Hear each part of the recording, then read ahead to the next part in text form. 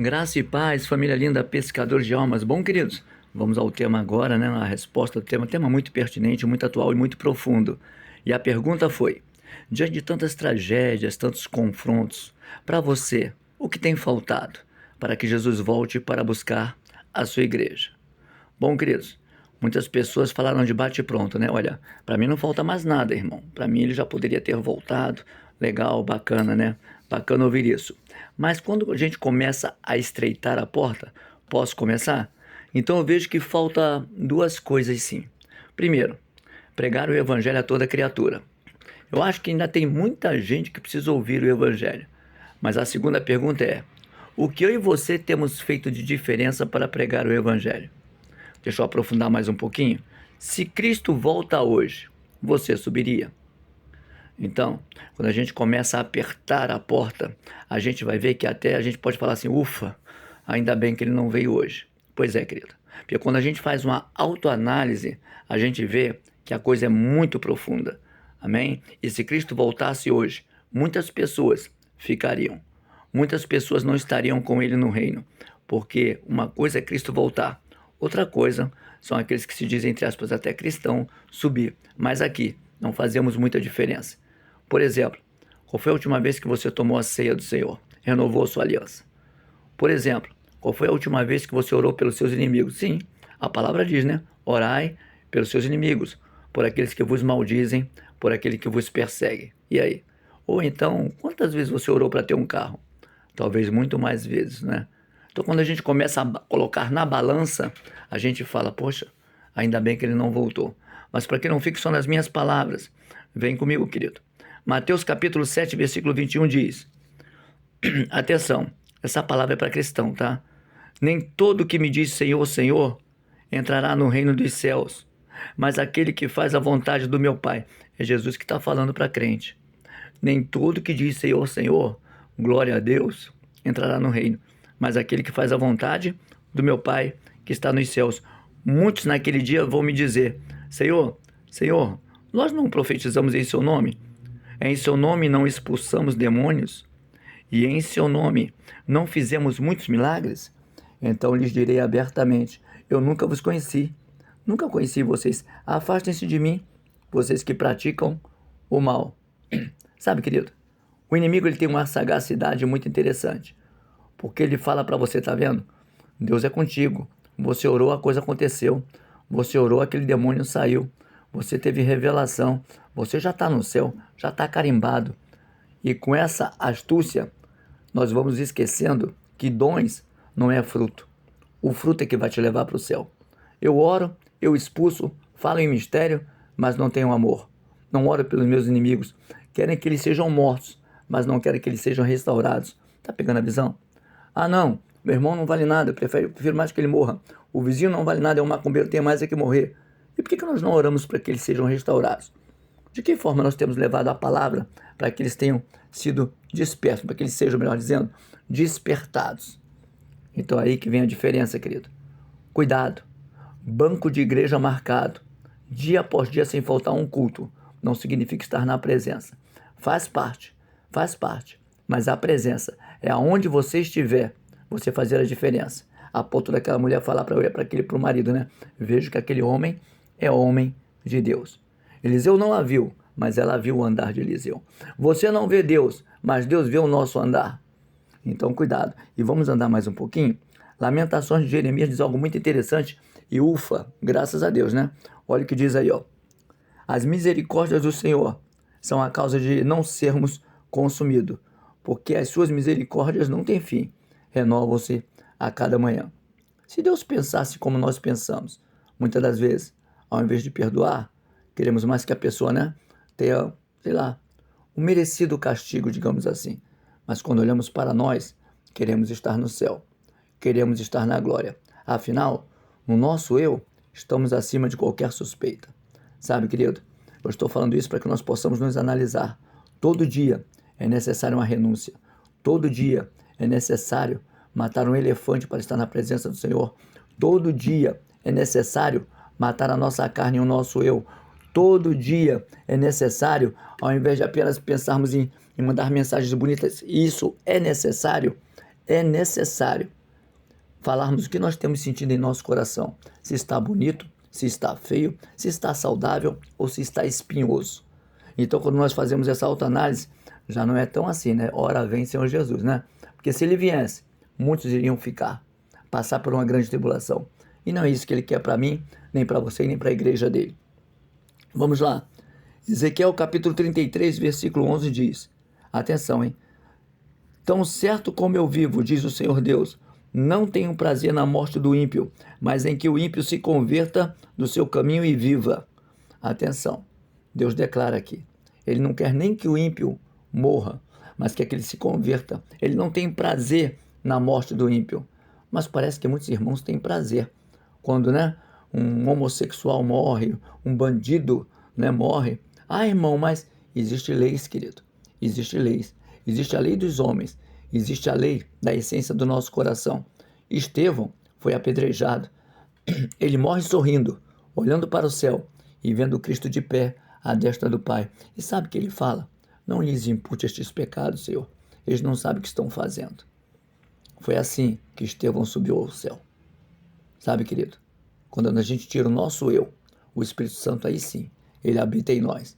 Não estamos andando aqui com asas, mas temos visão do que, aliás, se você não tem faltado ler palavra, porque a palavra diz que a nossa luta não é contra a carne nem sangue, mas contra espíritos e potestades do ar. Então nós temos que ficar atento para não deixar a nossa carne, tá, ser tomada por esses espíritos. Vamos comigo mais um pouquinho? Perdão, vamos lá. 2 Pedro capítulo 3, versículo 9 diz, o Senhor não retarda a sua promessa, ainda que alguns a julguem demorada. Ó, Senhor, por que o Senhor não vem logo? Ó, Senhor, não, ele já devia ter voltado. Por mim, ele pode vir hoje. Não falta mais nada. Mas ele diz aqui, ó, pelo contrário, ele é paciente com vocês. Ele ainda não voltou, porque ele ainda está dando para mim e para você uma nova oportunidade. Para que nós possamos ser realmente uma nova criatura. Para que as coisas velhas realmente tenham passado. E eis que tudo se faça novo na minha e na sua vida, no nosso pensar, no nosso agir e no nosso sentir. Pessoas que têm 30 anos continuam sendo a mesma pessoa, a mesma essência, a mesma raiz. Cuidado, querido. Eu canso de dizer aqui, é bom você saber hinos, palavras, mas o decorar não é viver. O decorar não é viver. Viver é prática. Amém? Então vamos lá, vou ler de novo. O Senhor não retarda a sua promessa. Se ele falou que vem, ele vem, tá? Ainda que alguns a tenham por tardia. Pelo contrário, ele é paciente com vocês. Atenção, hein? Não querendo que ninguém pereça, mas que todos cheguem ao arrependimento. Para quê? Para estarmos na glória. Não vamos na glória se olharmos apenas o telhado dos outros e esquecermos de limpar o nosso. Não vamos para a glória apenas olhando o mato no quintal dos outros, mas esquecendo que o nosso quintal tem que ser aparado, tem que ser limpo.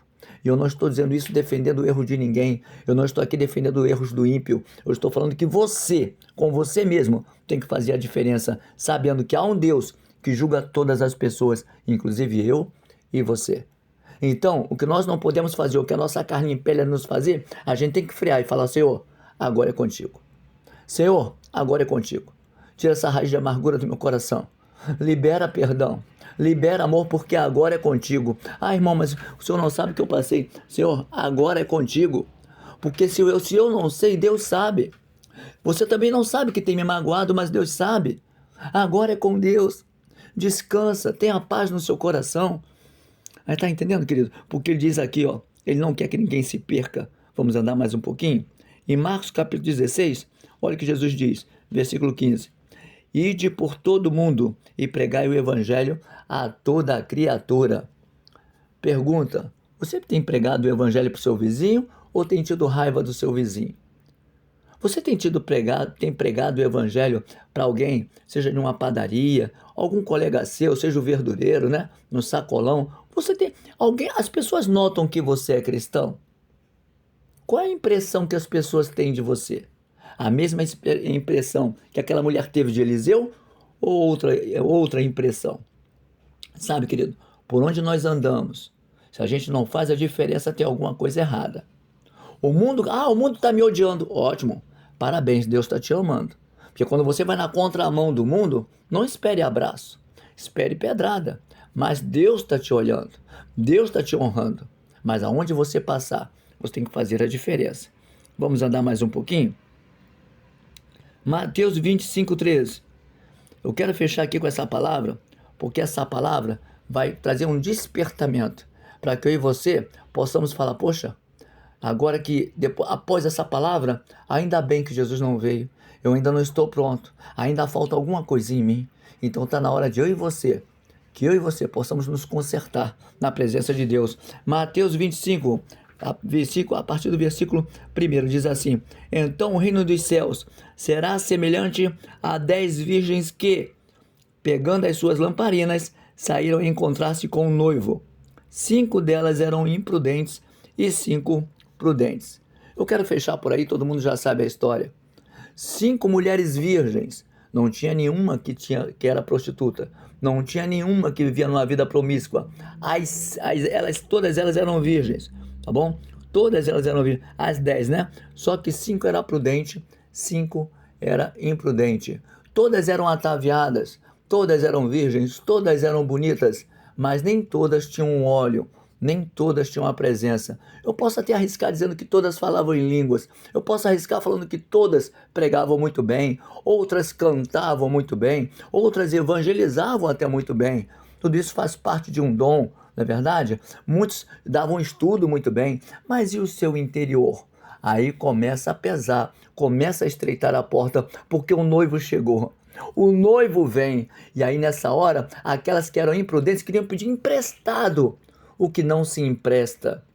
Espírito Santo, ele não é emprestado, ele quer habitar em nós, e aquele óleo significa a presença. Ei, está em tempo de eu e você nos arrependermos, está em tempo de eu e você falar glórias a Deus, que Deus ainda não veio e nem eu faleci ainda. É mais um dia que eu tenho para levantar a minha cabeça, pedir perdão ao Senhor, orar pelos meus inimigos, mudar o que tem que ser mudado, fazer a diferença. E volto a dizer, orar pelos inimigos não é se misturar, é ver pessoas libertas.